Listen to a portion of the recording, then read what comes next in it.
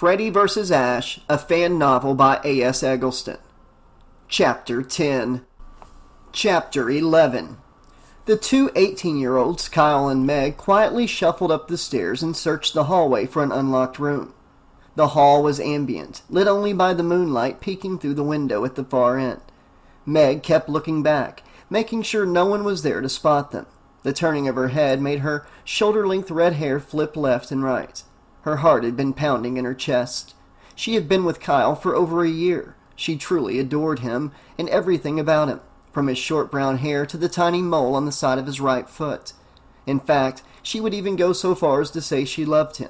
He was always so nice to her and treated her like fine china. Meg and Kyle simply wanted to leave the crowd and be alone with him. They rarely ever had time by themselves. School kept them apart during the day. Friends and family kept them company in the evening. That night they were done being around a crowd of their friends and ready to just be with each other. They entered the second door on the left at the very end. They were inside the master bedroom. None of the lights were turned on. It was completely dark. Kyle shut the door and pulled Meg in tightly. He leaned in and kissed her. Meg returned his kiss. She wrapped her arms around his neck. Kyle pulled back. "Meg, are you sure you want to do this?" he said. "I mean, we can still go back to the party. I'm okay with that." The truth was that he was just as nervous as Meg was. Meg was his first real girlfriend, and he had no idea what he was supposed to do. He felt like he was trying to skate on ice for the first time, nervous and afraid he was going to look like an idiot. Meg looked up into his bright blue eyes. She really did like him a lot. "Yeah?" she said, feebly. "Don't worry about it." Her voice started to crack.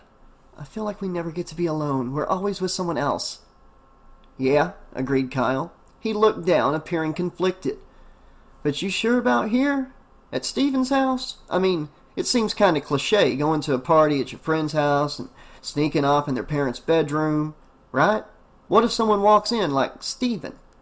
"Kyle, we're never by ourselves, ever, and now we are." She hugged him, burying her face in his chest. "I just want to be with you without other people around bugging us for once."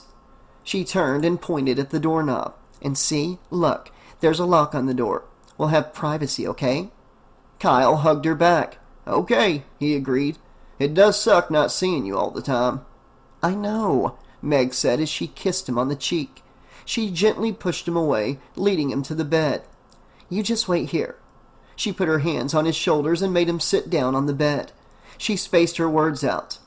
"I'm gonna go get something to drink," she said. He smiled at her. "Okay."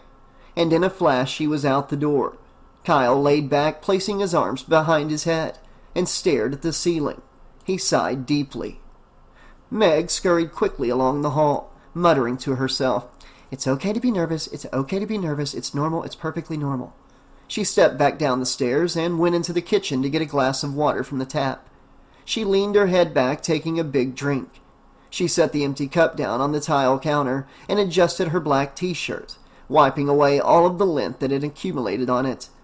His eyes began to flutter out of boredom, and from the fact that it was almost 1 in the morning. Kyle wondered how much longer he had to wait for Meg to come back. Finally, he closed his eyelids shut. In a matter of seconds, Kyle was asleep.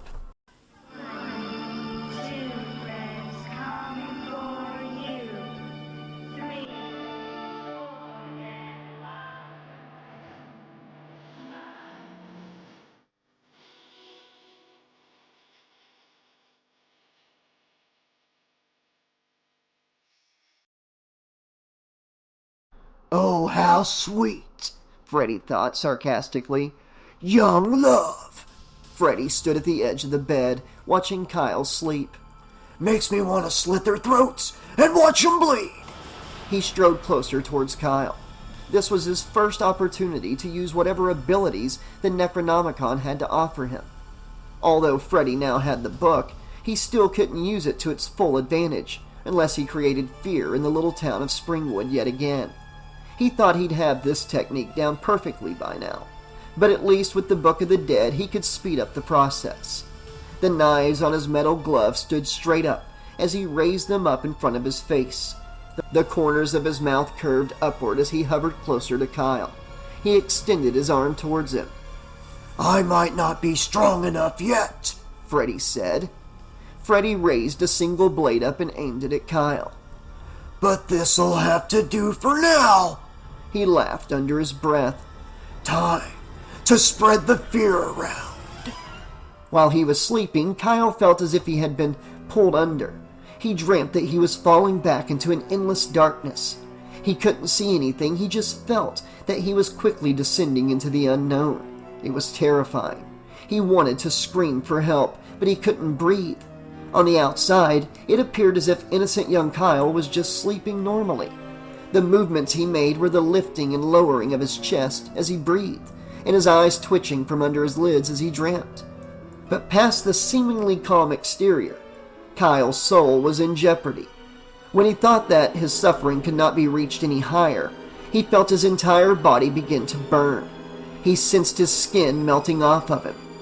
"What's happening to me?" he frantically wondered. "Am I dying? No, please, I don't want to die."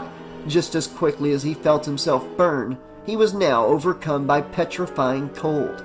He was stiff, freezing, and numb. He was no different than a dead body. Just then, he felt the impact of his entire body hitting the surface. Kyle was gone, but his body had a new host. His eyes opened wide. While poor Kyle was wasting away in the realm of the Deadites, Freddy was taking his body out for a test drive.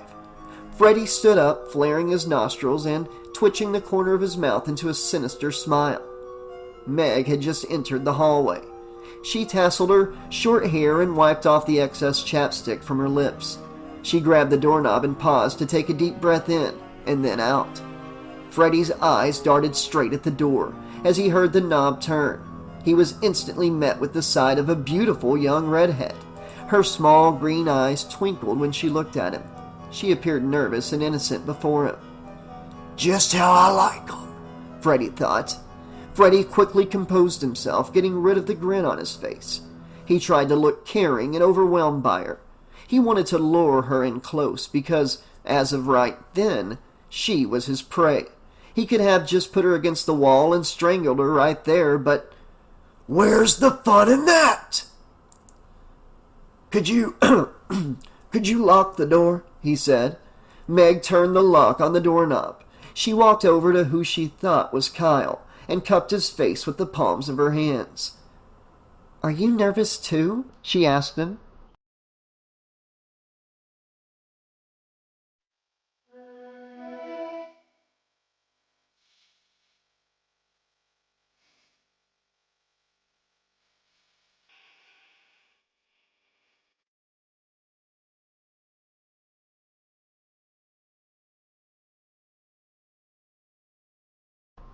He smiled and chuckled.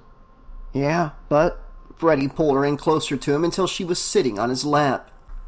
"I'm not gonna do anything you're not comfortable with." "Promise?" she asked as she smiled. "Promise." He opened his mouth and kissed her. He pulled her in so tight that there was no space between them. Freddy moved his mouth from hers to her cheeks, down to her milk-white neck. He inhaled the scent of her perfume. Meg felt his tongue run up and down the length of her neck. It was wet and slobbery. He moved back to her lips. Her neck felt cold from the moisture of the saliva. Freddy ran his hands over every part of her body he could grab, squeezing her hard and wretchedly. He stroked her legs and her breast, gripping and groping them. Even though she was surprised at his behavior, she smiled and giggled. "You really came around, didn't you?" She felt his hot breath on her neck. He nodded in response. "Mm-hmm." He then resumed kissing her neck. He moved up slightly, biting her ear, growling quietly. She felt his hand on her ass and the other on her neck. Before she could react, he flipped her over on the bed. He was now on top of her. She smiled and said, "My God, Kyle, you've never acted like this." She laughed out of nervousness. Since Freddy had possessed his body, the voice still belonged to Kyle, but sounded more guttural than normal. "You like it?" Meg nodded and giggled. "Yeah?" "Good," said Freddy. "There's more where that came from." He lowered down and kissed her as Meg wrapped her hands around his neck. His tongue entered her mouth, swirling around hers. His hands grazed over her skin, groping every inch of her. He then grabbed her thigh and slowly spread her legs apart. His hand traced over her hip and lingered on her vagina. He groped her, probing her with his fingers. Meg's eyes widened. She wanted him to stop. She muffled in protest, but moaned. She pushed him away, separating his mouth from hers. Okay, Kyle, she said timidly and out of breath. That's too much. He wouldn't let go. He just held her tighter. He could feel her struggling. He loved it. He absolutely loved it. Freddy grabbed her legs and her arms tightly, so she couldn't get away. He smiled widely and breathed a little harder. Stop, Meg said. She was so afraid that she wanted to cry. I said, stop it. She tried desperately to move. He laid on top of her and grabbed both of her arms, crossing one wrist over the other, and pinned them down over her head. Meg started to scream. Tears ran down both of her eyes. In between her cries, she pleaded, no, please, no. Meg's limbs were twitching and flailing, trying to force Freddy off of her, but it wouldn't work. Her cries became louder. When she wasn't screaming for help, she was sobbing uncontrollably. She felt his hand cinch her shirt and then rip it apart, baring her lacy blue bra. Meg screamed again. There was no one upstairs, and the music was too loud for anyone downstairs to hear her. She might as well have been in space. Quickly and roughly, Freddy took off her jeans. Her frail body was writhing in fear against his. He couldn't help but laugh.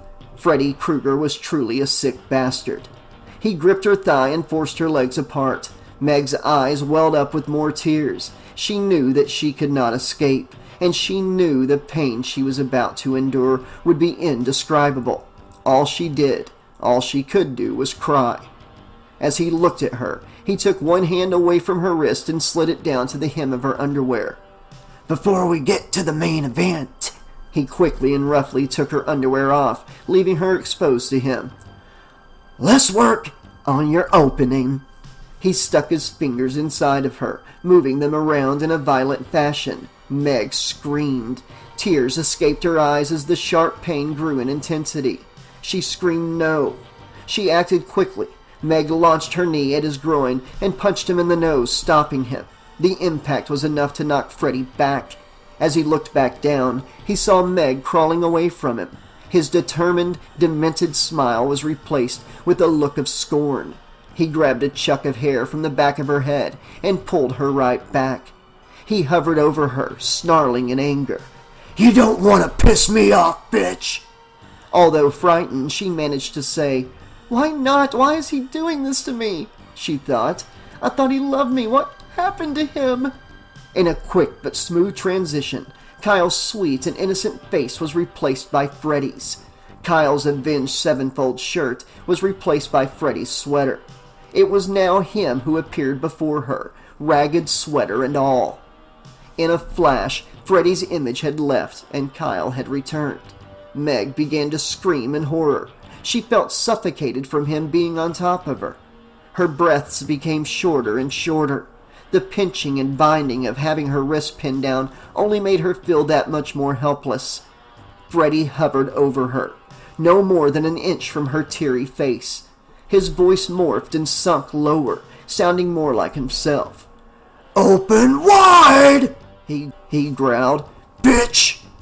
The excruciating pain from between her legs shot through her like a bullet as she felt it.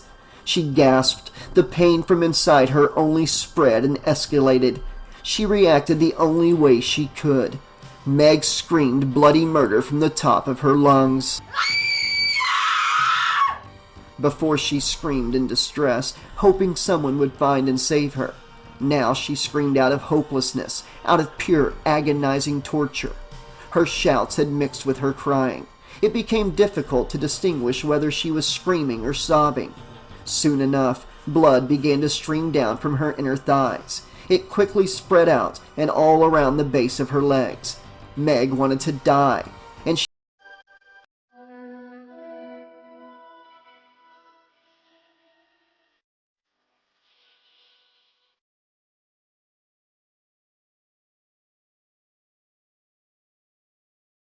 Back downstairs, Stephen and the rest of the gang were about to head upstairs. He had the same album playing in his stereo for the past 2 hours and was getting tired of hearing Born of Osiris on repeat. He felt the party needed to be livened up, and they were the only ones he trusted to go through his album collection. "Stephen, why did you put all your albums in your room?" Evelyn pondered. "You could put them all next to your stereo, you know." "He's afraid someone's going to steal his white zombie," Cooper countered. Jill snorted. "Oh yeah, the one that has a typo on the sleeve? So it's a collector's item?" She mocked her brother with air quotes. "Hey," Stephen intruded as he took the disc out. "You never know with some people." He pointed to Cooper. "And it is a collector's item. I paid $50 for it." He turned to open his door. Evelyn chimed in. "Exactly. How does a typo automatically make it worth a lot of money?" Stephen snapped. "Don't judge me." He stopped before he took the first step forward. He forgot to get drinks earlier. He turned back around. "Hey, Faith, could you get me something to drink, please?" She scrunched her eyebrows and crossed her arms in front of her. She leered at him. "And why do you send the woman out to do things for you?" she asked. "Why not Cooper? I mean, he screams like a girl, but still." Stephen's face dropped, and he instantly felt embarrassed. He really liked Faith, and he didn't want to do anything to make her reject him. Stephen tried to save himself. I'm sorry," he said sincerely. I didn't mean to sound rude." "I'm messing with you." Faith smiled again and uncrossed her arms. "You know I like seeing that befuddled look on your face." She patted him gently on the side of his face. "It's cute." She walked into the kitchen. Evelyn smiled at him. "You're so afraid of her," she noticed. "You're afraid of a lot of things, actually." "Hey," Stephen retaliated. "As long as I have this." He tugged the neck on his t-shirt and brought out a small silver crucifix. "I have nothing to be afraid of." He placed it back under his shirt. "Come on," he said, and placed his left foot on the step that led upstairs. "This time I'll let you pick out the music," he said to Evelyn. "I know you like Black Sabbath." Before he could finish the word, he heard it. The scream. Everyone downstairs heard Meg's blood-curdling scream coming from the room at the end of the hall. They ran over as quickly as they could. The hallway was now crowded with kids. Stephen tried to open the door, but it was locked. "Damn it, it's locked!" he said. "Cooper, help!" Cooper stood next to Stephen as they both tried to ram the door open. Evelyn was behind them. Her hands shook and her eyes went wide. "Oh God, what's happening to her?" she thought. Cooper and Stephen listened on the other side. They could hear Meg sobbing and shrieking. "That sounds like Meg," said Stephen. There was something else, too. It was quieter, but they could definitely sense it must have been whoever else was in the room with her. It sounded like heavy breathing and laughing.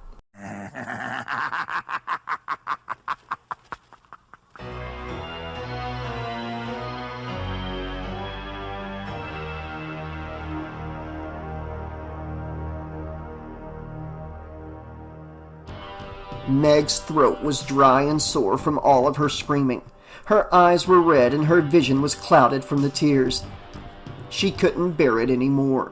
Her legs still convulsed from the pain, but otherwise she felt numb all over. And then she remembered. She kept a small pocket knife in her jeans. They were thrown in the far corner of the bed, which wasn't too far from her. Meg hoped she could slip away from his sweaty palms long enough to get the knife and stab him right in the eyes. She twisted and fought as hard as she could. Finally, she was able to break away from his grip. Grabbing the pant leg, she quickly pulled it closer to her and reached into the pocket. Freddy smacked her in the face, causing her to whimper. "What do we have here?" he said maliciously. He yanked the small knife from her hand. "Oh!" He opened up the blade and breathed noxiously. "Perfect," he said. He lowered his head and locked eyes with the beautiful girl he had just defiled, tortured beyond belief and robbed of all innocence. He smiled from the power he had over her. Freddy held the knife over Meg's throat. "Was it good for you?"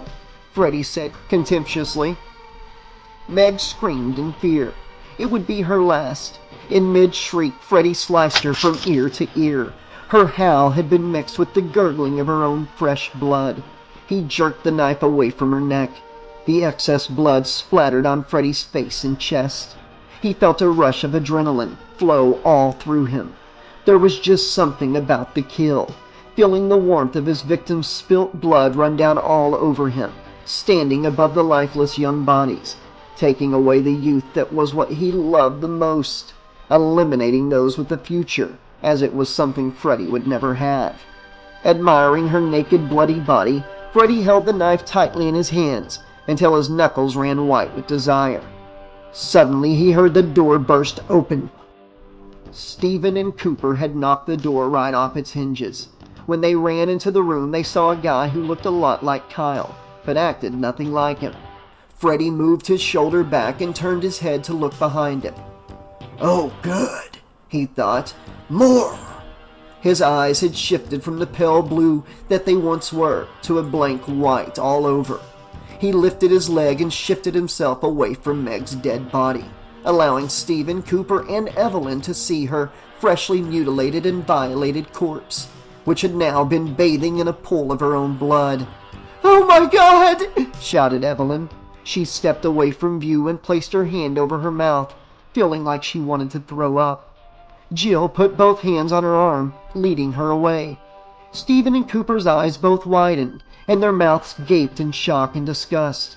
Cooper ran over to him and grabbed him by his shirt collar. "Get the fuck off of her!" he yelled. Cooper yanked him off the bed, but he quickly leapt back up.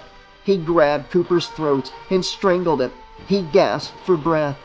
Stephen ran to his aid and punched Freddy in the jaw. The blow caused Freddy to let go of Cooper, and a drop of blood to shoot out of his mouth. He realized he still had the knife in his hand, so without a second thought, he struck the knife in Stephen's shoulder. "Ah!" yelled Stephen as the blood poured down his shirt. Freddy yanked the knife out, caused Stephen's blood and some muscle tissue to pour out. His eyes looked, and then his head shifted to look out into the hallway. There were probably 10 kids standing in shock. Evelyn was there, holding her cell phone, frantically dialing 911. Jill had already ran after Evelyn, refused to move. He sprinted out the door past Cooper and raised the knife. Instead of shoving the teenagers out of his way, Freddy used the knife to stab them in the chest and slit their throats as he ran past. Some of them ran downstairs before he could get to them, but those not so lucky were stabbed once or twice in fatal areas before falling down dead. Their pained screams filled the hall. As Evelyn tried to run away, she spotted Freddy running towards her. Quickly, she headed towards the stairs. Cooper followed behind them. As they neared the balcony next to the stairs, Freddy started grabbing her arm and pieces of her shirt, hoping to catch her. "Stop!" Evelyn shouted. She jabbed him in the eye with her elbow, filling him with rage. Finally, Freddy leapt on top of her, which caused both of them to lean and fall over the railing on the balcony. Cooper ran as fast as he could to save her. "Evelyn!" he shouted as he reached to grab her ankle before she could fall from the second story. Downstairs, everyone else had witnessed what had happened. Most of the guests had fled the house, screaming. Faith and Jill were among the crowd. Both girls were petrified. They didn't want to leave them, but they were afraid of what might happen if they stayed.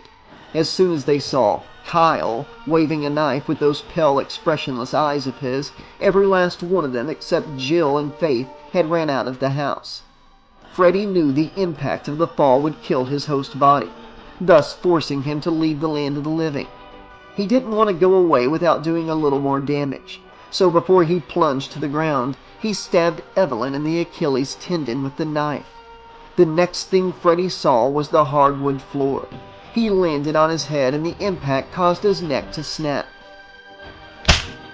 The sound was sharp and gut-wrenching, like a celery stalk being broken in half. Cooper held both of Evelyn's arms and pulled her back up.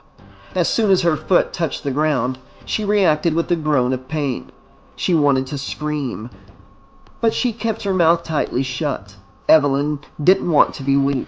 She figured now wasn't the time to let her guard down.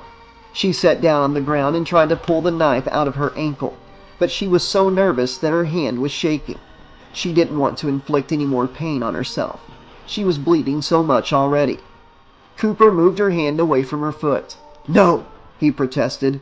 "It's okay, you'll be fine, just relax." He pulled the knife out of her quickly, like ripping off a Band-Aid. Evelyn held back another scream by covering both of her hands over her mouth.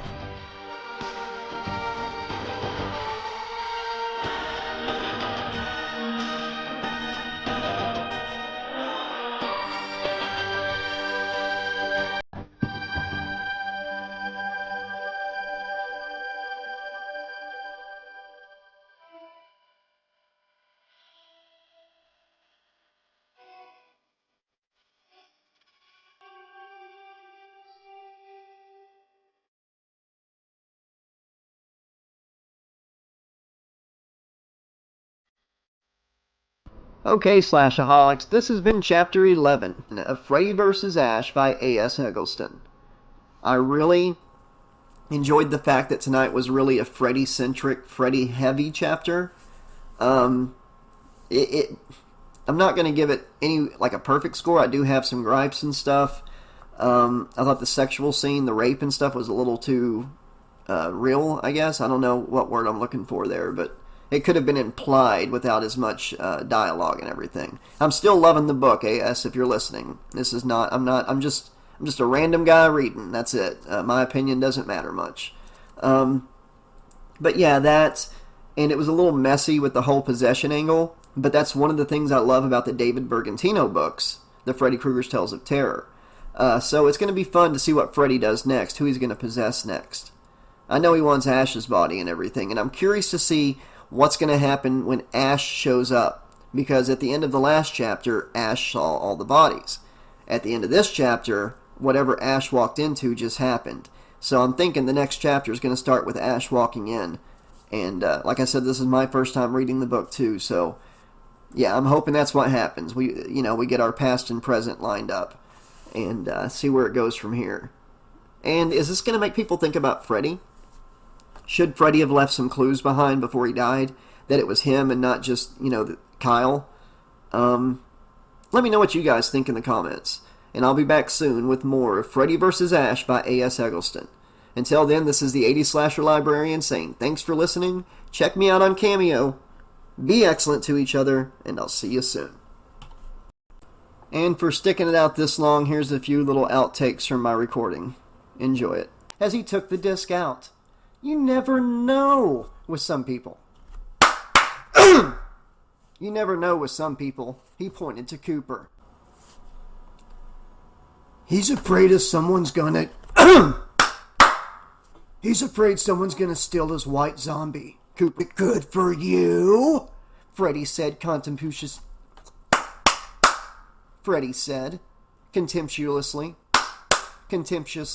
His hand traced over her hip and lingered on her vagina. His hand traced over her hip and lingered on her vagina.